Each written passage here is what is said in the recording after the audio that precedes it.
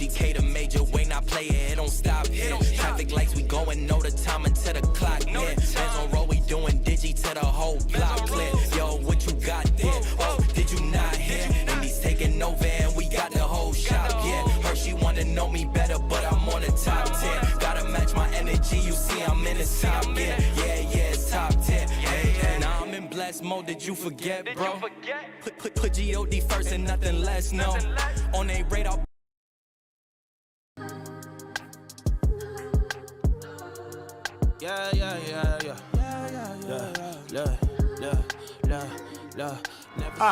One, two, coming off the top, y'all know how we do. Listen, I'ma drop a freestyle you can cherish. I'ma send a shout out to the host named Eric. Yo, he's never on some average shit. You know Eric, he stays loud and passionate. I'm about to break it down for y'all with the clever song. Yo, shout the host named Thomas, cause he's never wrong. Yo, shout to John, you know that he's smart and quiet, unlike my freestyles, which cause a riot. I'm about to do it like this, cause the people love me. Shouts out to PHP, the ugly. It's called ugly cause it's not professional, but I'm about to come through and bless it with style. So let's do it when I'm spitting, I perfume the room. Yo, the segment of the show is called Doom and Gloom. That came from Thomas. Yeah, can nobody go beyond this? I get the mic and then I'm about to keep it like a promise. Yeah, and y'all know we fill them up with anguish. We talking about the PHP, the programming language. About to break it down, no exaggeration. What do y'all do for a living? Web applications. Okay, I can dig it, my words spray tight. They getting together on the Thursday nights. Yeah, when it comes to rhyming, you can call me the new dude. I spew true lyrics while y'all broadcast on YouTube. So let's get it, you know my lyrics are major. All up in the comments, they got plenty of haters, but they doing what they doing. Keep it ugly, we ending every show with the saying it's lovely. Let's go. Hey, shout out to y'all, peace to the whole squad, man. Hope your channel is doing real well on YouTube. Hope you guys are having fun. And it was an honor and blessing to do this little custom freestyle for y'all. Hope you enjoy. Stay up. Yeah.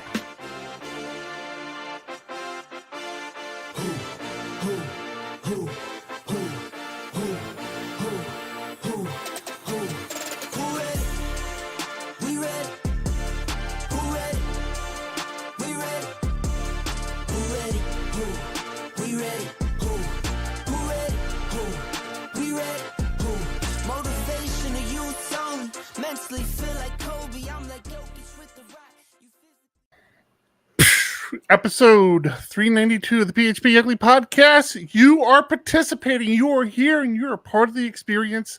Welcome and thank you. I am your host, Eric Van Johnson. I think you got that number wrong. Just saying. Number's wrong. What did I say? 393? It's not 393? It is. You said 392, I think. Damn it. Or I just wasn't listening to you, which is possible. Like the rest of our audience. Yeah, that could break either way, honestly. Again, I'm Eric. This is John. Hello. And you're listening to the PHP Ugly Podcast, a weekly podcast that focuses on the PHP programming language, its surrounding community, and our fantastic and wonderful company, PHP Architect.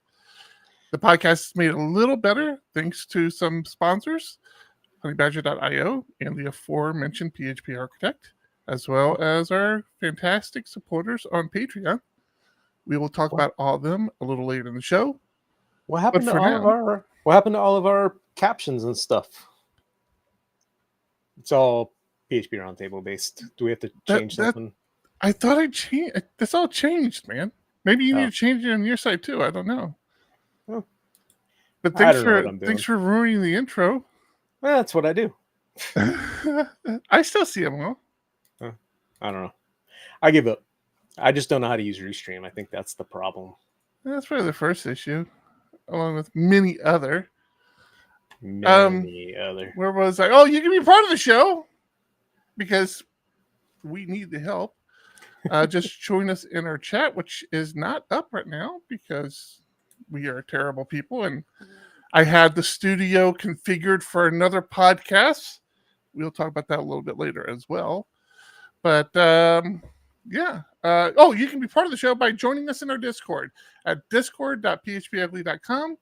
You can suggest show titles. You can hang out there all week. Great community in there of passionate PHP developers and musicians, I might add, and meme creators, and all sorts of weird stuff goes on in there. I think that's everything, John. Did I miss anything? I'm sure we'll figure it out. You can suggest titles by using Bang Title in Discord, not on YouTube or anywhere else. And I realized I feel targeted by Harry Mack saying that we got lots of haters in the comments section. I don't think we've ever had a hater in the comments section. Oh, sure we have. I'm sure we have a couple. How was your week?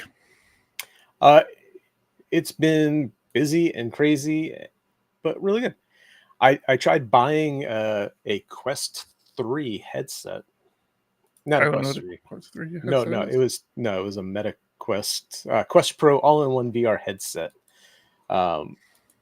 It was brought up in Slack, in another Slack channel, that it was available for $50, and yeah, it was a price mistake on Macy's.com, and they did not honor the purchase.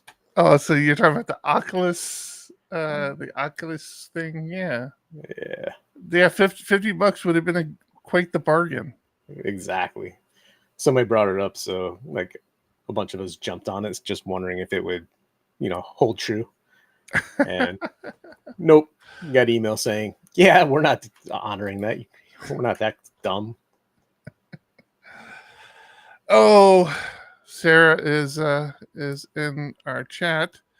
You know where Sarah wasn't? She wasn't Roundtable. On a roundtable last week. Like, what the hell? Which was very good, by the way. Because except Sarah wasn't there. I didn't say that. Except what, John? I was messaging you like you went into the whole banking example. I'm like, introduce the panel.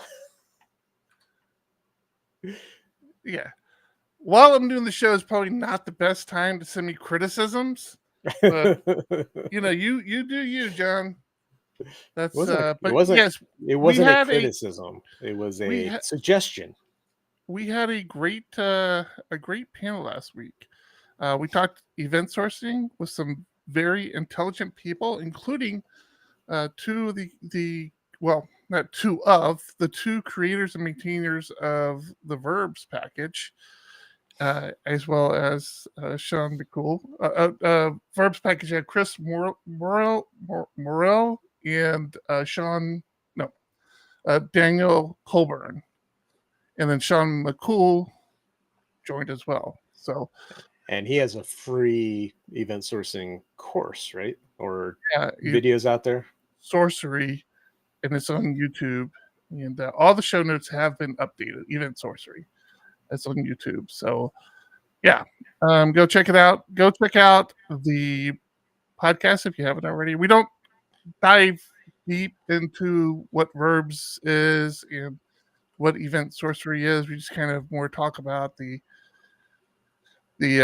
architecture of event sourcing and the benefits to it and why we do it. But it was there were some concepts talked about around Verbs and why they do things a little bit differently. Mm-hmm.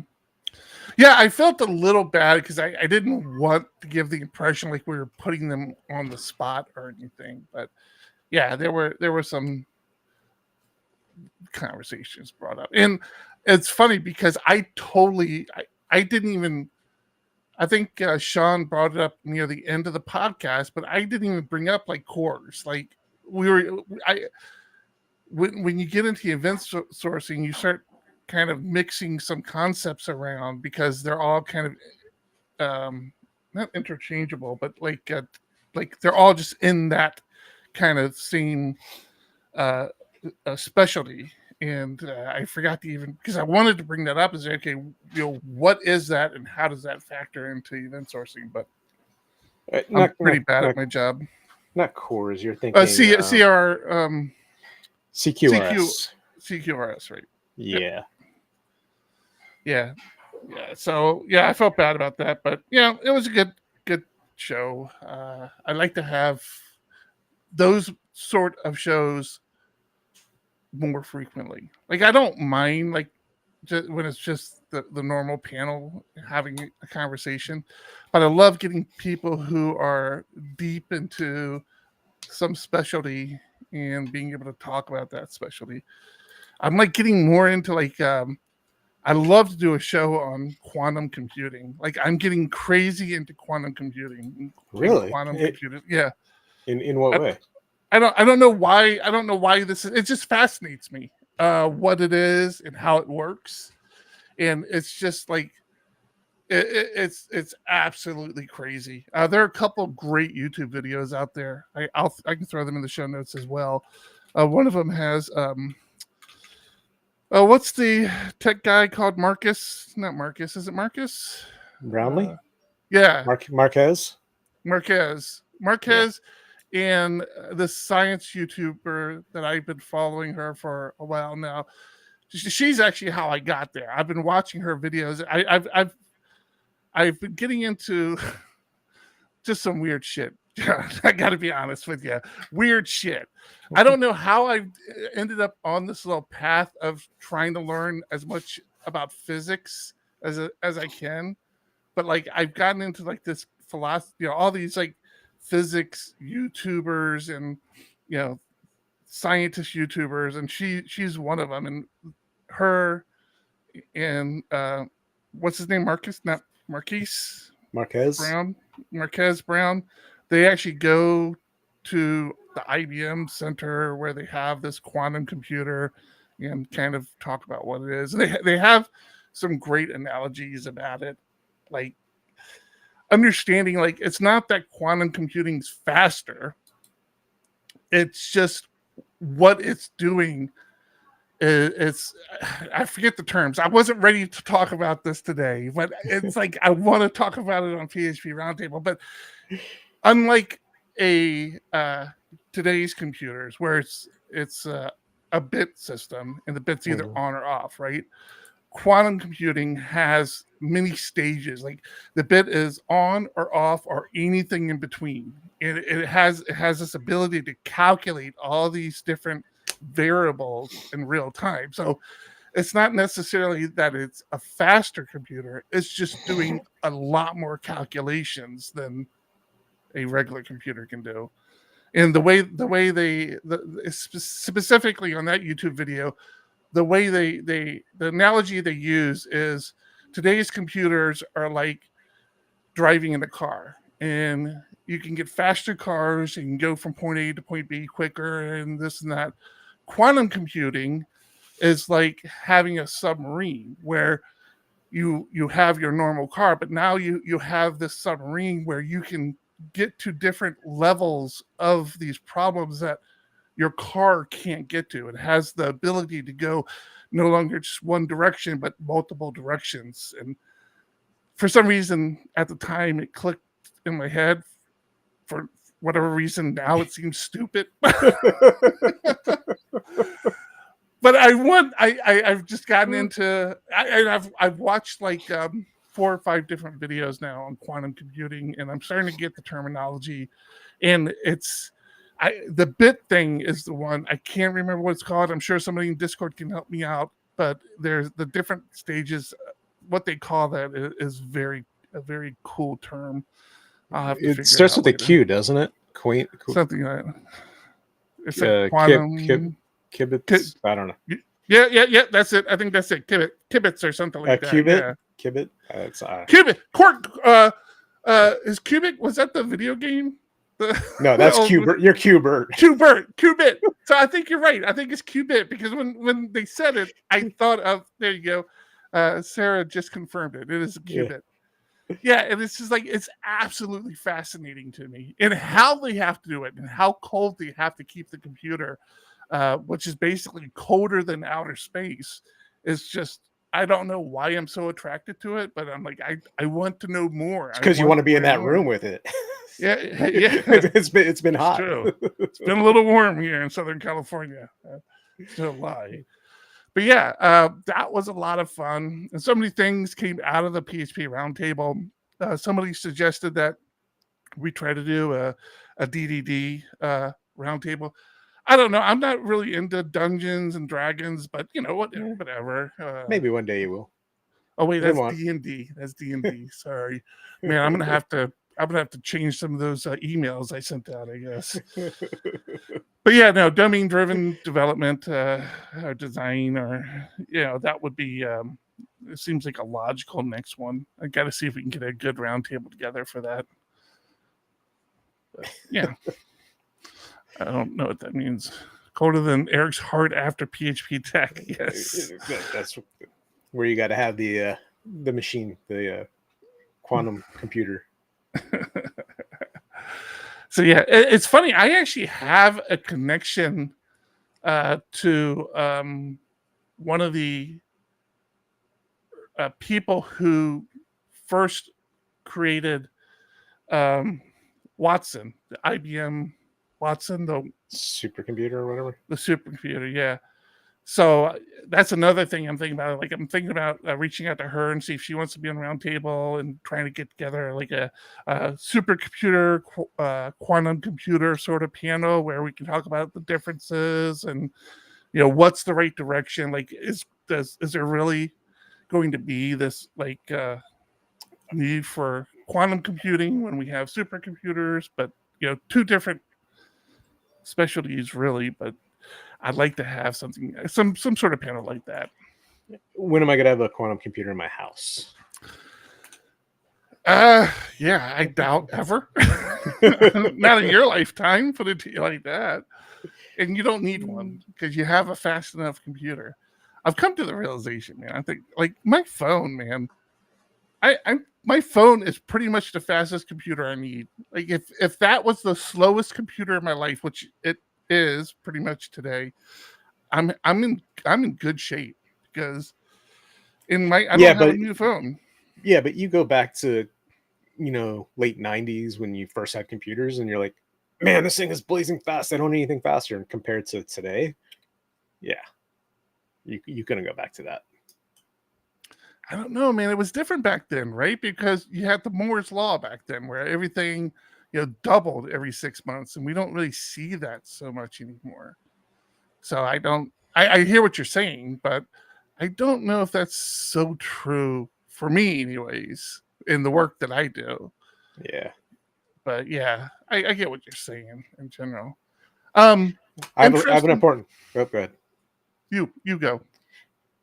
Mine is not PHP based. I was curious about how your puppy did at your first Storm game with the puppy. Yeah, the first and last Storm game. Why is that? Puppy did okay. Got some pictures. Let me find my pictures here real fast. No, I mean she wasn't misbehaving. It's just she gets very excitable, and she's like a I don't know, a 4-year-old on Red Bull, Skittles, and maybe some meth. She just gets like overstimulated so quickly, and she can't turn it down. She doesn't know how to turn it off. But here, let me share this with you guys. So, were you in a box or were you in regular seats? I don't know. I don't know what box is, John. I'm just at a baseball game. I don't know what you mean by box.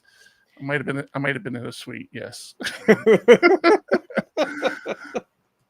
Yeah, she had a really good game. I mean, it's lower division. I will say I took SoCal Kid and SoCal Kid's friend / partner / yeah.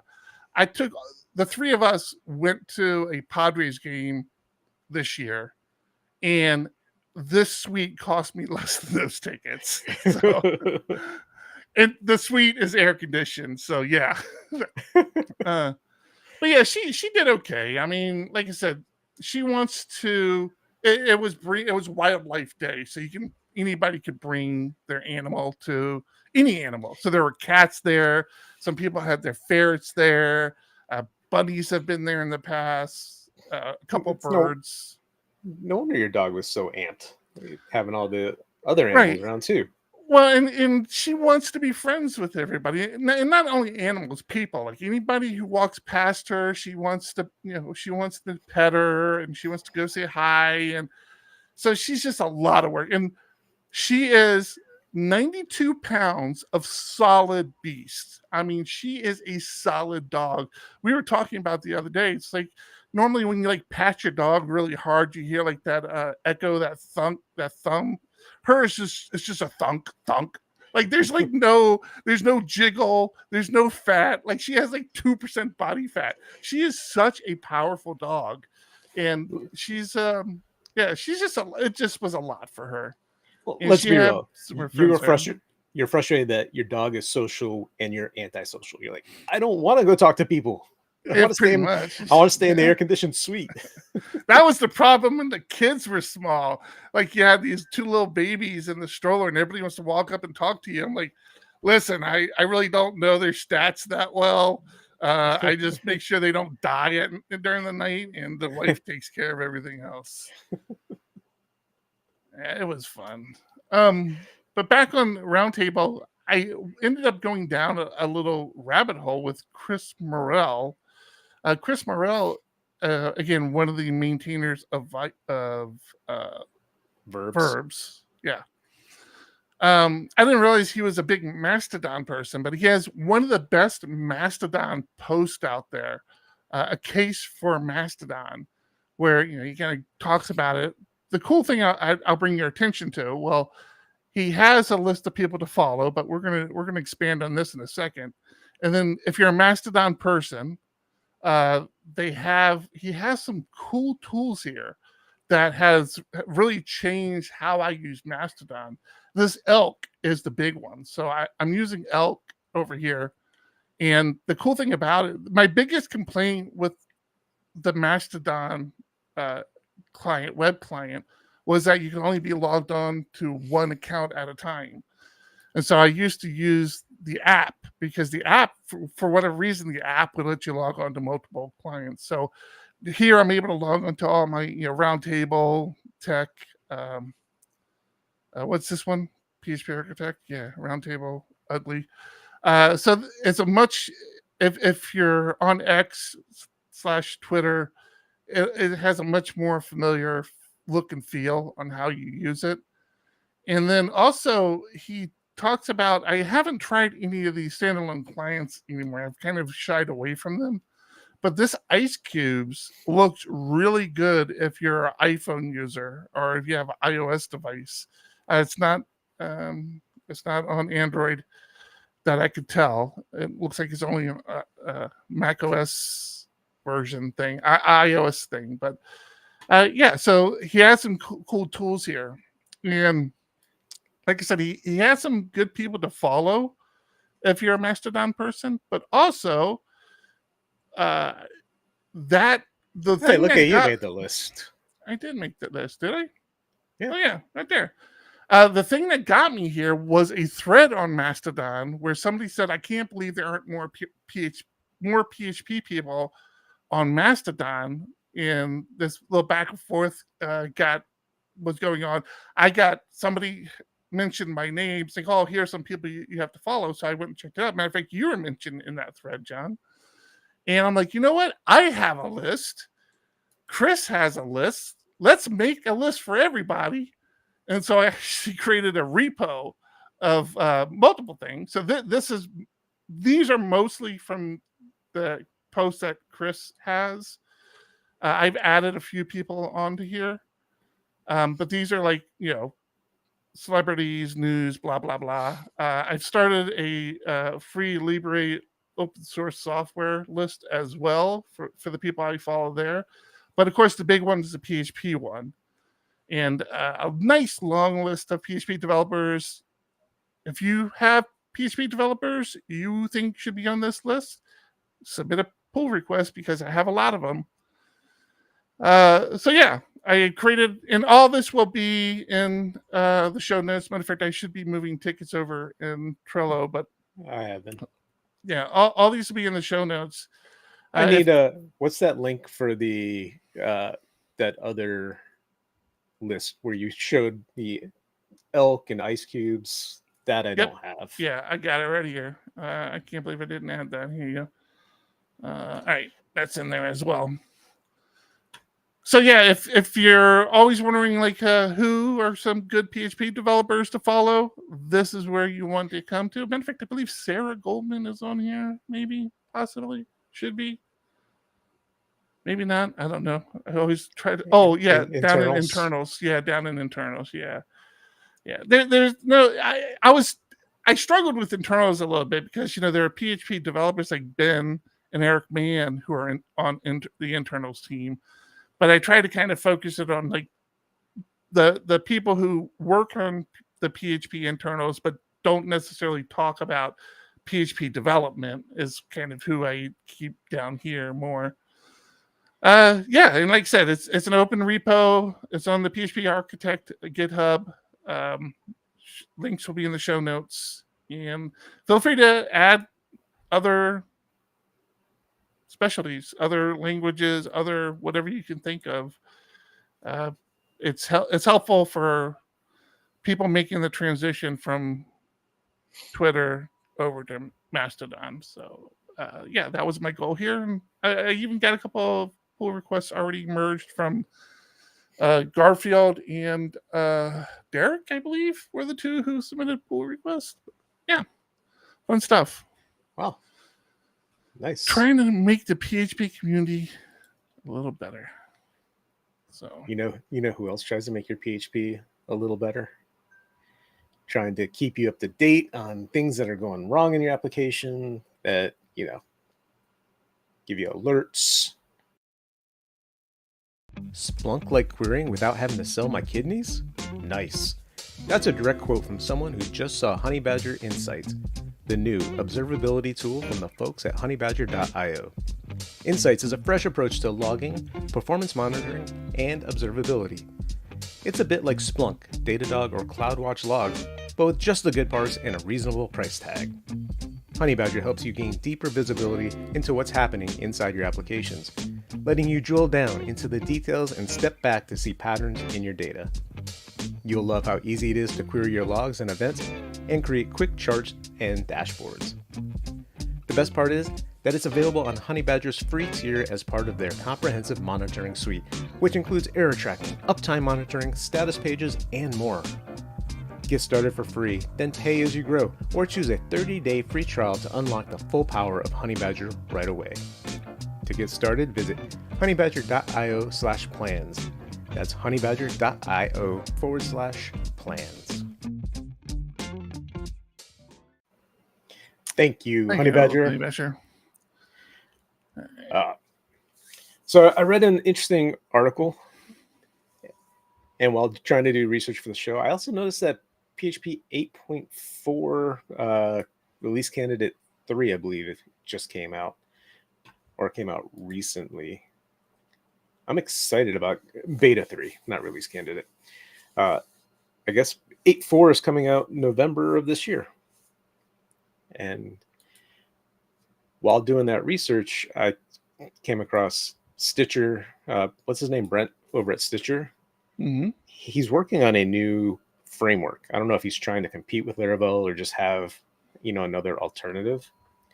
And he wrote a whole article about why he is making 8.4 a minimum for his framework or for his projects in general. I would be interested to know why. The biggest reason is he feels open source contributors should really help in pushing the community forward.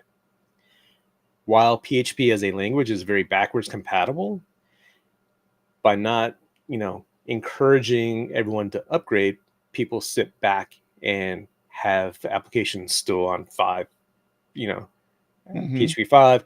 I still have a bunch of 7.4 code out there, and I just haven't moved those forward. I started to do one yesterday. It's like, crap. Like all these stupid little things that are technically broken in the current site, but they kind of work, and I don't want to go change them all. But the longer you wait, the harder it is to upgrade. And that's his point, right? So by letting the open source community kind of help drag us along, it will help.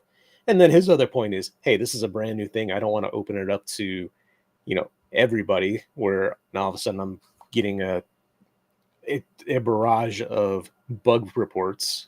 It's like, if I set it to 8.4, one, there's nobody really using 8.4 right now, so I don't have to worry about it. And even when people start using it, it's going to be a very small subset of people where he's not going to be overwhelmed with bug tickets. I'm interested in his framework as well. Fast, Yeah. extendable server-side code highlighting. It's just code highlighting. No, this is code highlighting. Go back to his repo over the Tempest repo. No, back where you were. Oh yeah. Tempest Yeah. PHP. Oh. Yeah, so there's the Tempest framework. The framework that gets you out of your way. Interesting. So that top right one there, Tempest Dash framework. Interesting. Yeah. So I mean, we need another framework in our community. That'd be awesome. Yeah. No, I think competition is good. If you have another option, and All right, let's see what's under the hood. Let's see what's under the hood. Laminus. Oh, some Laminus. Okay. Well, only one Symphony package. Interesting. Very interesting. And I really don't know how full-fledged this is, or if it's still a work in progress. I don't know if it's production ready. Like, could you actually use it now? No clue. Yeah. Have to keep an eye on that one, because he's a smart cookie. Brent is. So it'd be very interesting to see what comes out of that. He's trying to get that Lambo. That's what I was about to say. I'm like, yeah, you let me know when he's driving around Lambo. Maybe I'll take a look at it. Being a dick. Yeah. So I've been doing some work lately. I was saying I know. I'm excited for you to share. I did let our inner circle in Discord, our Patreon supporters in the Herd channel, know a little early. And I'm kind of it's a very soft launch because I still have a lot of responsive design to add to it. But it's definitely a good enough starting point. We released the website for the new tech, phptech.io. Again, the old URL still works, tech.phparch.com. Still works, but yeah, it's out there. Not a whole lot there currently. I mean, you can purchase a pass if you want. That's an option. But we haven't even done call for papers, John. I know. That'll be coming up soon. Definitely coming up soon. It's gonna be happening real soon. But yeah, nothing really special here. We're still trying to get some sponsors out there.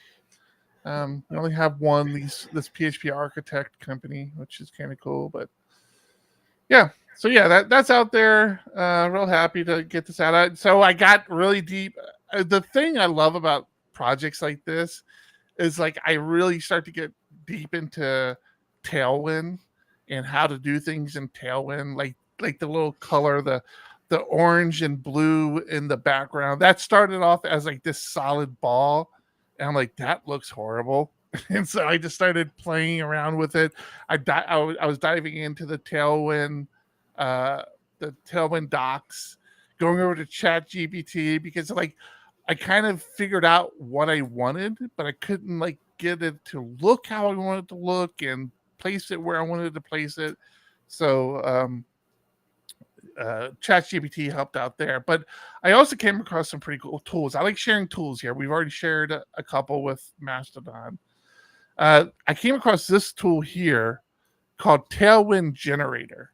And the cool thing about Tailwind Generator, for me, so it kind of answers like something I have trouble doing, where I know what I want.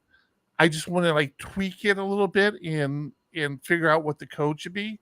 So this does that for you. You can this is a login box. and you can take this little slider and slide things around and how much, how big you want something. And it's just like, this is like perfect. This is the sort of tool I've been looking for a while. And then you just go grab the code.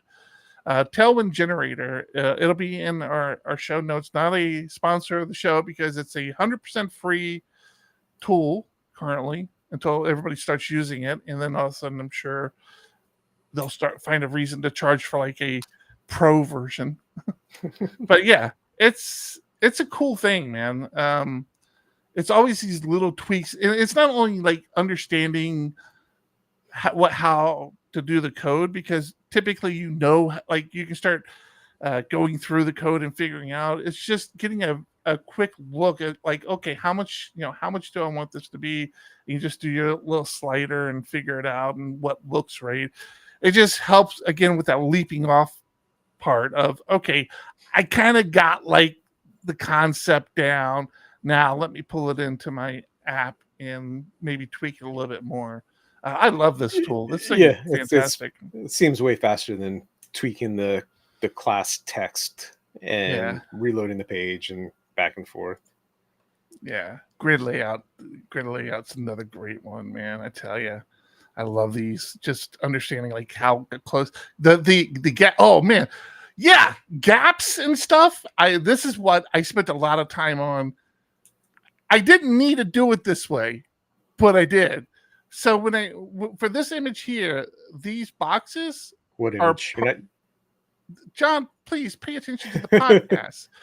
The PHP Tech website, these boxes in this lower corner, they're part of the image. Because it was like when I was creating the image, I put them in there just to kind of give it some style. And they bugged me. Like I want to take them out now because they're not quite lined up correctly. And I'm not real happy. I want to make them a little lighter. So I'm like, all right, I'll get back to that. I'm not worried about it. But when I got down to here, I'm like, okay, I want to kind of keep that style going, but I don't want this to be an image anymore. And so all of these down here are just CSS layout. This is all Tailwind layout down here. And I'm like, I really went overboard with it. Like you should see the actual code for this. It's like somebody's gonna look at this and be like, what the hell is going on here? What is this guy doing? But it got to be hysterical to me. Let me do a quick inspector here. Inspect these boxes. See, each box is an individual box. And this is the code for them down here. I mean, it looks like a lot. It really isn't once you understand how they work. It's just a matter of getting the gapping right, or the space, the X space between the two. And that's the thing. I played with gapping. I played with space X, space Y, and trying to figure out like what worked better for how I was trying to use it. But the cool thing about it, the thing I love about it is like, oh, it already did it.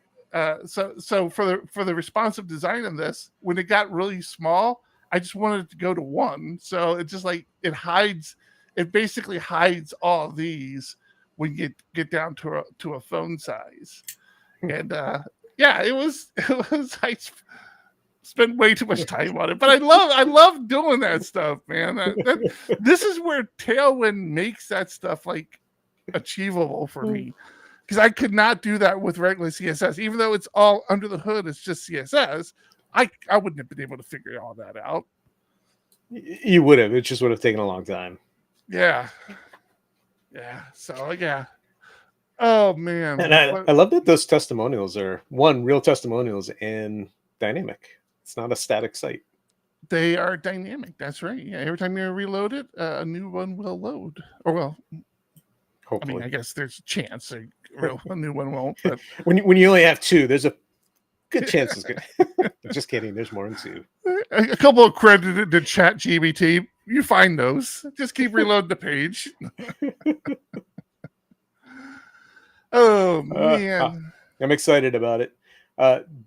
Do we want to point out the purchase pass thing that we decided this year?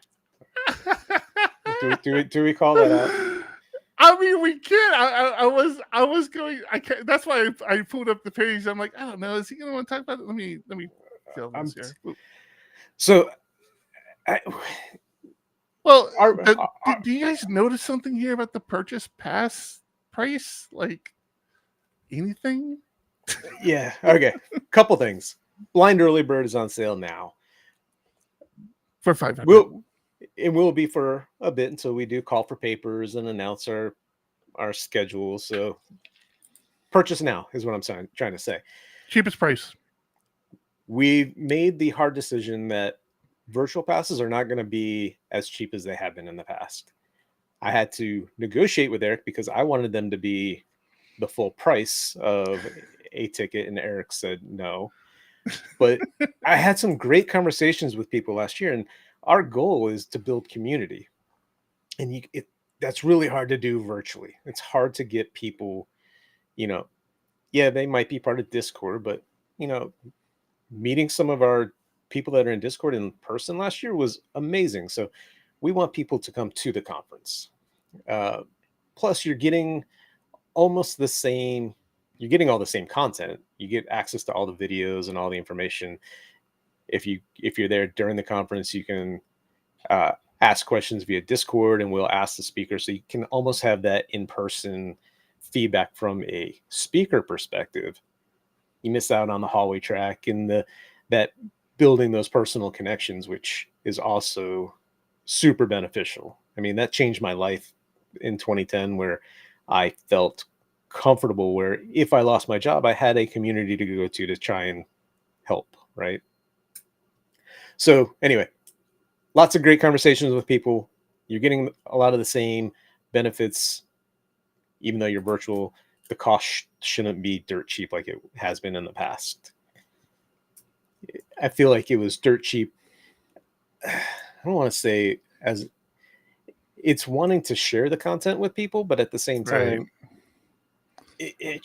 you're almost encouraging people not to attend the conference because they're like, do I pay to go to the conference, or do I spend $100 to stay home and have the content anyway? Right.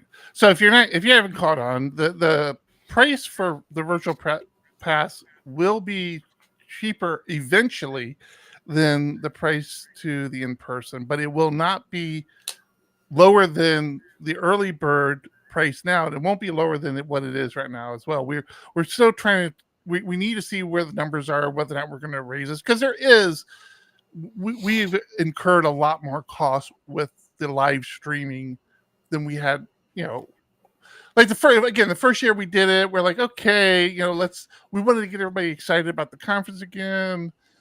Last year, it was kind of like, well, if you can't come, we really want to make this accessible to everybody. And so, we kind of bit the bullet and put it on the lower end last year. But yeah, to John's point, after talking to a lot of people who attend the conference and kind of discussing it amongst ourselves, we're like, okay, we probably need to raise that price now. So if you don't think you're going to make the conference, but you want a virtual pass, you should buy the early bird now. You will have a pass to the conference in case you happen to be able to get there. But regardless, it'll be cheaper than the virtual passes, and you still get access to the content as soon as the conference starts. Nothing changes. It's the conference passes are, there's no difference between a conference pass and a virtual pass from that perspective of the live stream.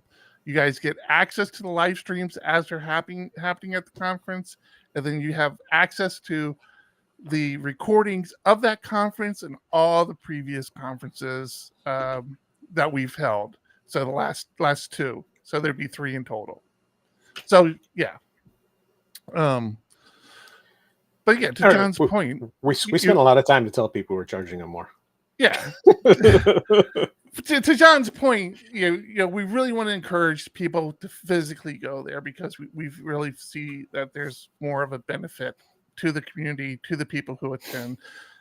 I know of several people who found their next gig talking to people at tech. So we want to make it accessible to everybody. And if you have a company or if you're a manager of a team, there are discounts as you there are bulk not bulk. It's not bulk. Yeah. I mean, multiple past discounts. So, we definitely want to make sure it's accessible to everybody. So yeah, we're charging you more. Give us more money. Don't be a dick. That's not what we mean at all. Oh, is that not what we meant? Well, you gave me up there, John. I don't know. You're sending me mixed messages. Like, no, that's not what we're talking about. Not at all. Yeah. Tickets are on sale. Watch for call for. Oh, the other cool thing this year. This has been a pet peeve of mine. Is I felt like the site has always been static. I mean, I have my little testimonial thing happening, but I felt like this should be a place of more information. And so I added a little blog section here. And there's not a whole lot there right now. It's just me basically filling in some fluff stories, some marketing stories. But keep an eye on this section. I even have an RSS feed for this. I don't remember what the RSS feed is. It might be if I was smart, I would have just said maybe RSS/blog. Would that work? That would not work. But there's our 404 page. I need to figure out what the RSS feed is. I meant to put a link for it. I meant to put a link for it on this site, on this page. I love that upside down logo. That's funny. You like that? You see the little guy sitting up here? He's very confused and unhappy. I have an RSS feed. I'll find that. I'll put it in the show notes, but I'll also add a little icon on here somewhere for you in the future. That's it. Awesome. Excited about it. Yeah, as am I. Okay, where are we at? We're doing good on time. I got one more tool. I got one more special thing to share with people. You interested in this, Sean? I am, and it's feed/blog, just so you know. It's feed. Isn't that what I said? Feed/blog? I said blog. What did I do? I don't know. Wait, what did you say it was? Feed/blog? Yeah. Feed/blog. I thought that's what I did. You're right. It is feed/blog. Every once in a while, I know what I'm talking about. Yeah, I don't know what I typed in the first time, but yeah, feed/blog will get you to the RSS feed. I tell you, man, I love working in PHP. It makes things so much easier. Okay, I got it. The feed should be in the links of the site as well. Yeah, I agree. Yeah, 100%. I got a cool tool I came across today. And it's like one of these things, like I'm like, all right, it can't be this good. So I'm going to prefix it to say I haven't used this tool a whole hell of a lot. But yeah, it's something that I've been looking for. It's called AnyQuest or AnyQuery. And you can integrate it with multiple services and do SQL lookups of data in those services. My big one was Notion. So I don't seem to get my Notion one working the way I expect it to work. I'm still playing with that. I tied in GitHub. Google Sheets would be another good one to do. The integrations are up here. Actually, they have a ton of integrations. And wait. Are you telling me I download this and I can query data instead of writing an integration with it? Yes. Yeah. So you can query the data of these services that you have. You have to have a Notion account because you need to do the whole created app thing, and GitHub same way. You got to get an access token. But yeah, it's one spot, and then you can start querying like everything you have across the board. It's pretty damn cool, man. All right, I need to try out the Notion one because the hoops I have to jump through to integrate with their API. Yeah, the way they break that data up is such a pain in the ass. I'm wondering if there's a simple, hey, give me the markdown. Yeah. I don't know about give me the markdown because it basically allows you to search any database in Notion, right? So Oh, you database see what I'm saying? notion. So everything, at least as far from what I could see, that's what it's referring to are databases and Notion. Oh, well, that would still be great. I could still Yeah, use that, yeah, for sure. especially for the magazine. I have Why ideas am I not? there. There it is, Notion right here. Yeah, Notion is actually the one I'm struggling a little bit with. As far, I don't know if I don't have the setup correctly, but I mean, like here are the examples right here. You just do a select and don't do this though. Don't do a select star. Do an explain whatever the table name, in this case Notion database, and find what it calls the columns, because a lot of these have multiple columns. Like I did the GitHub one, and this is a command line tool, right? So you run it, and it's unread.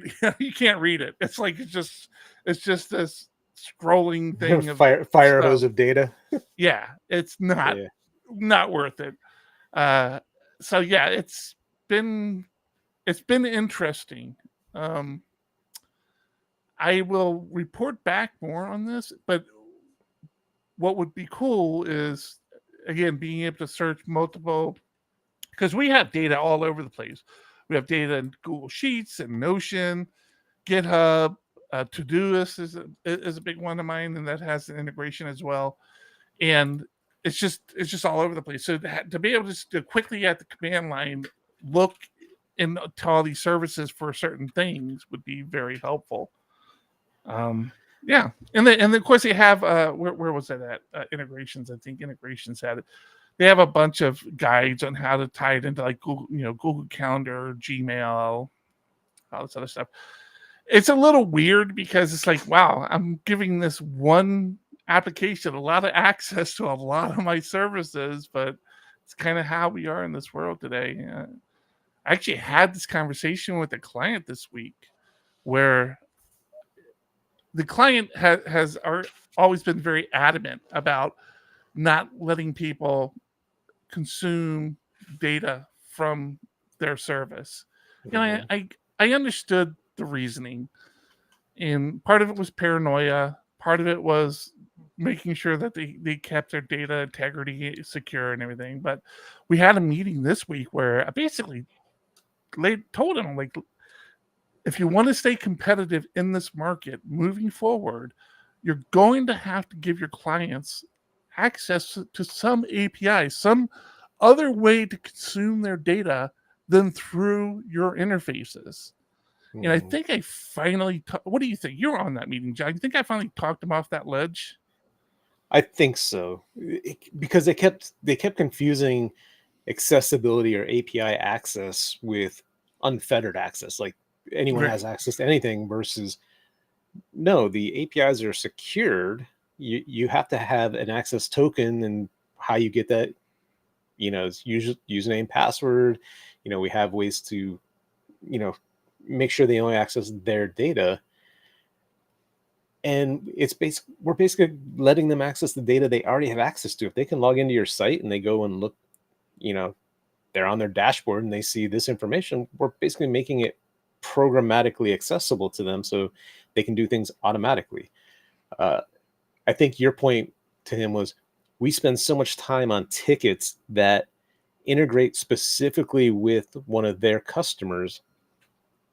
And then they question, well, why aren't we doing, all these other tickets? Like, well, you said this is priority. And if we had an API where they could get the data on their own, we no longer need to spend time on these tickets doing these custom integrations. We can get the other things done that you want done.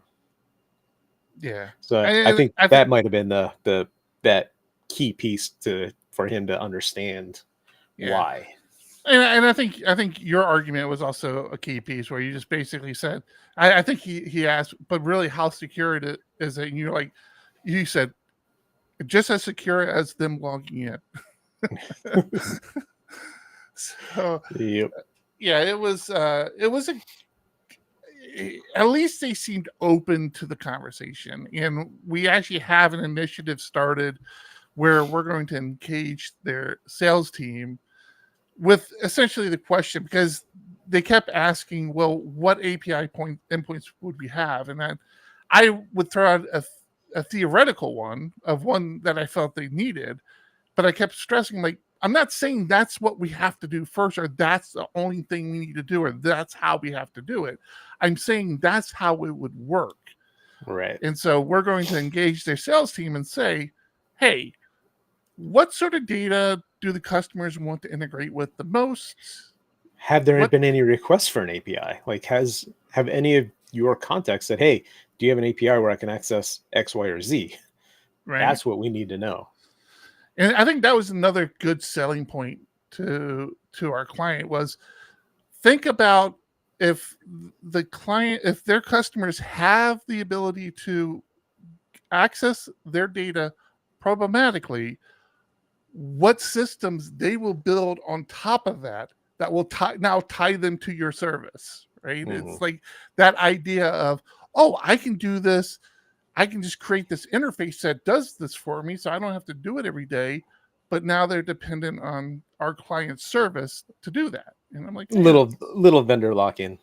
yeah. When you're Yeah. the vendor, you want that. When you're not the vendor, you don't. Exactly. And since we were trying to sell it, that was the big pitch. So yeah, we'll see how it goes. I love APIs. I love writing APIs. We have people on the team who enjoy writing APIs. So I think it would be fun. It'll be really interesting to think more globally about how we're implementing APIs. Because again, today it's just like, we're running and gunning, right? It's like, oh, they want us to integrate with this and this. All right, so we'll create this API for this and that, and it's a nightmare. So it'll be nice to kind of standardize on how we're presenting our data to people who need to consume it. I'm excited. One thing about that Me client, too. man, they always manage to keep things interesting and keep things exciting to do. So we'll see. Oh man, I'm done. We have Me too.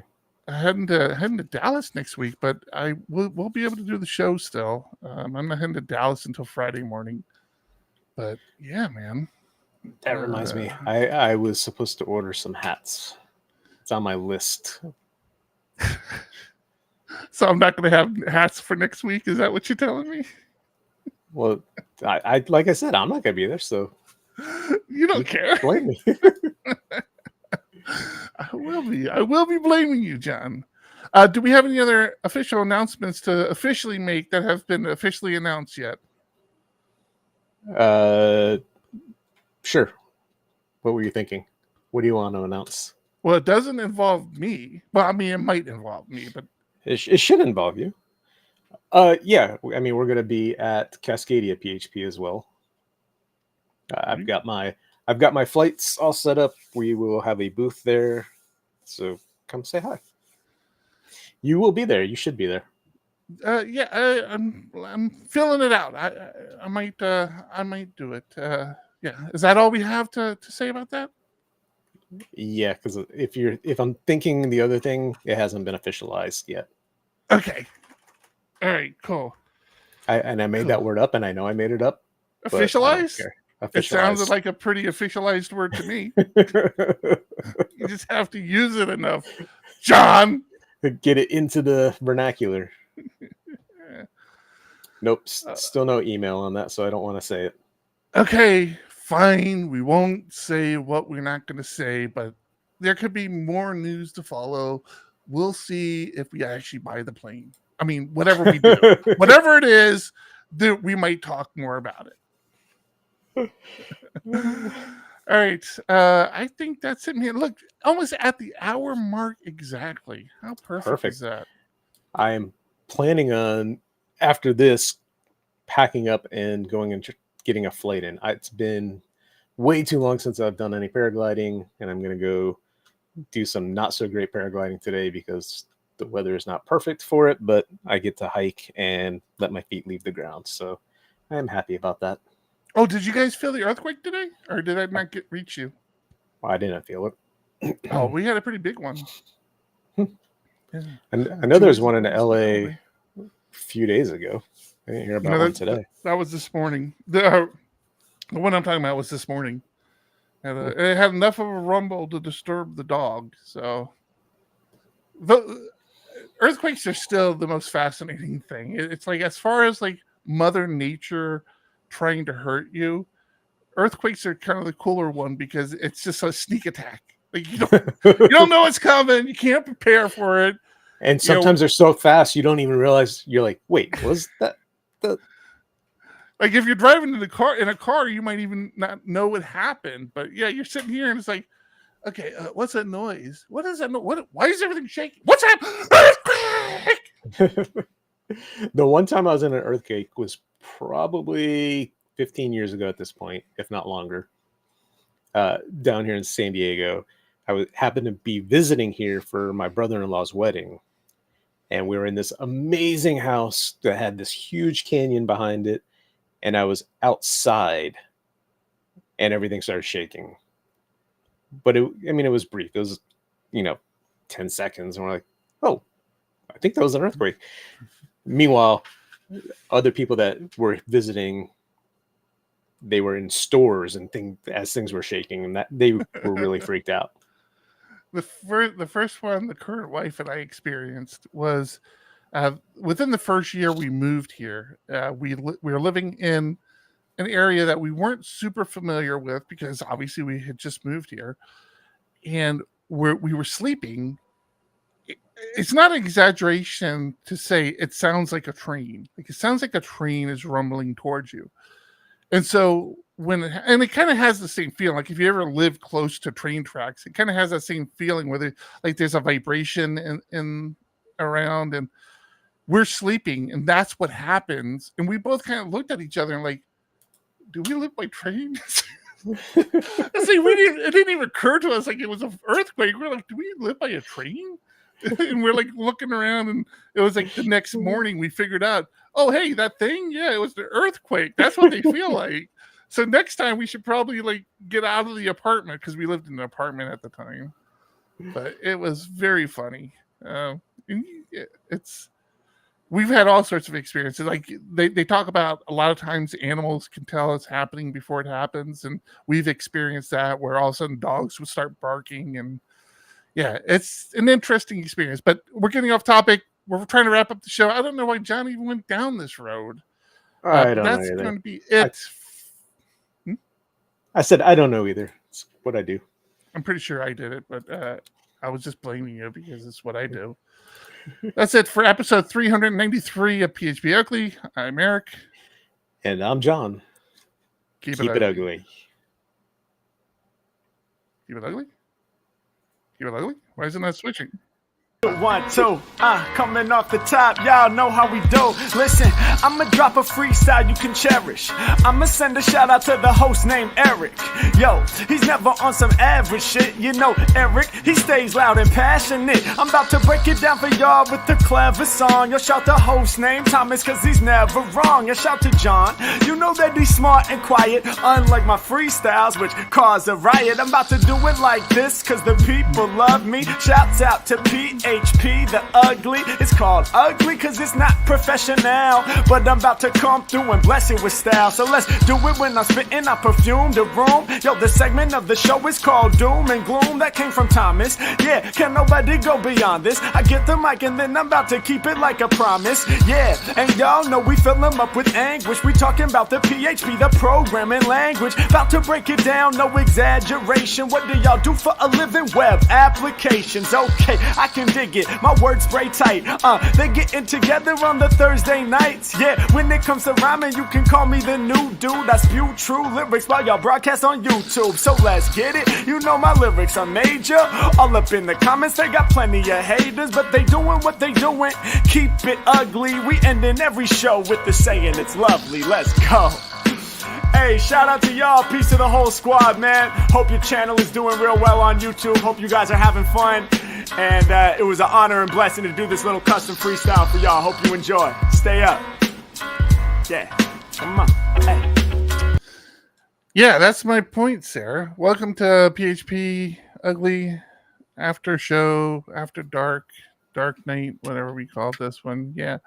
You see things like tornadoes and hurricanes, and they just like bear down on you, and it's like a terrifying experience.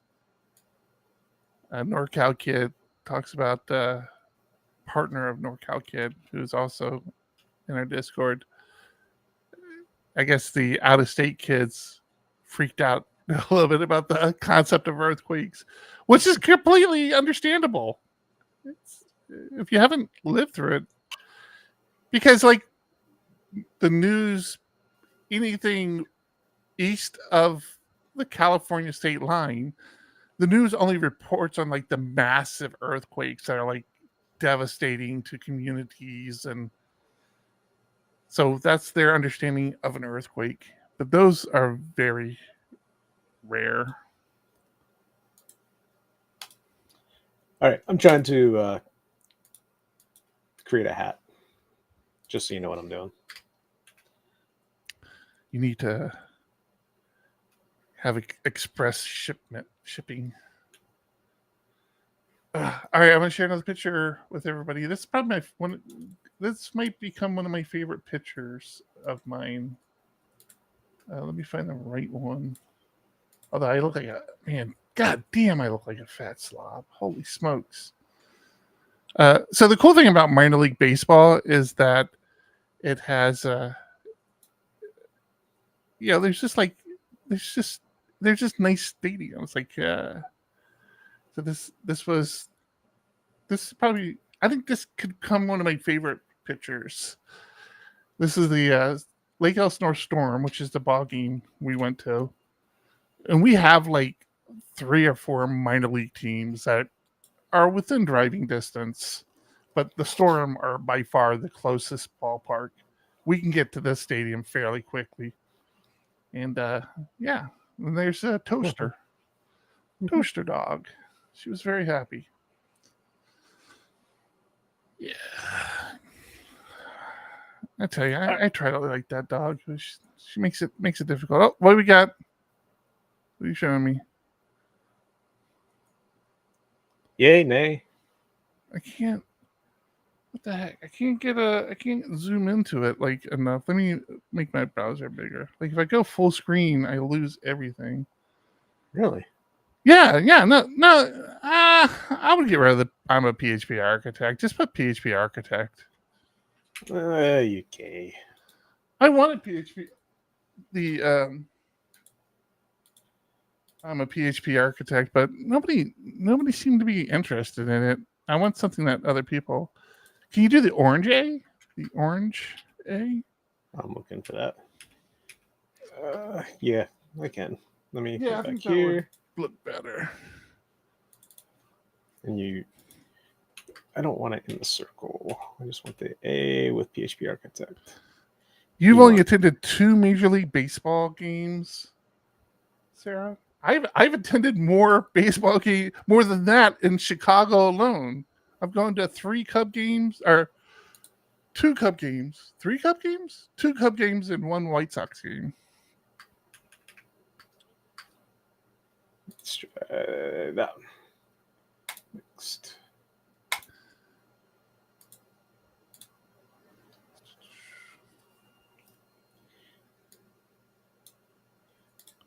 Yeah, I like that. Is that as big as we can make them? Yeah. Yeah, I like that.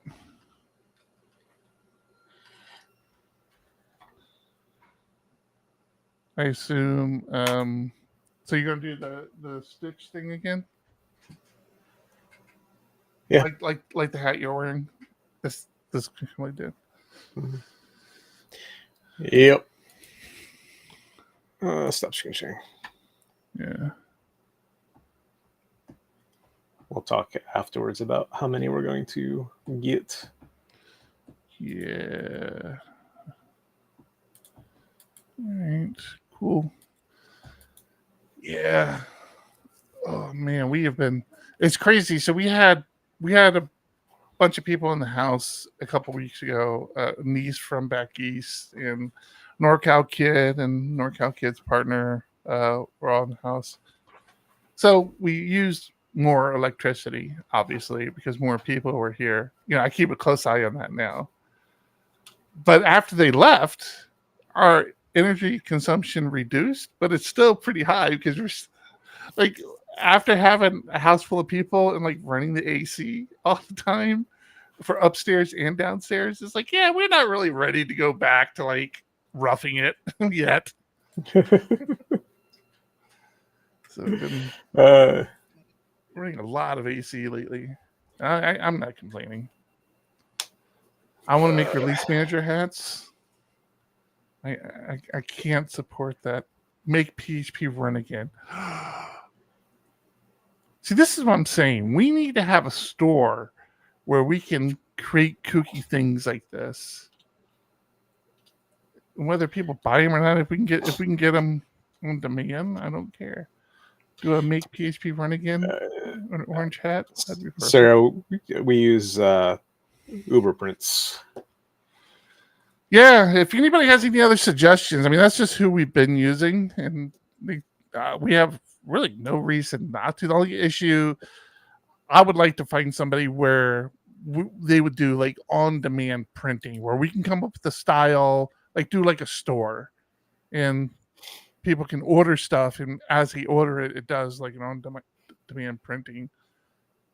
Because I have ideas, man. I have like a whole folder full of ideas that you've seen me wear a couple of them. I've even printed a couple up to see if I liked them enough to create them in bulk, but I haven't yet. Yeah, it's just who we've been using for years. Yeah.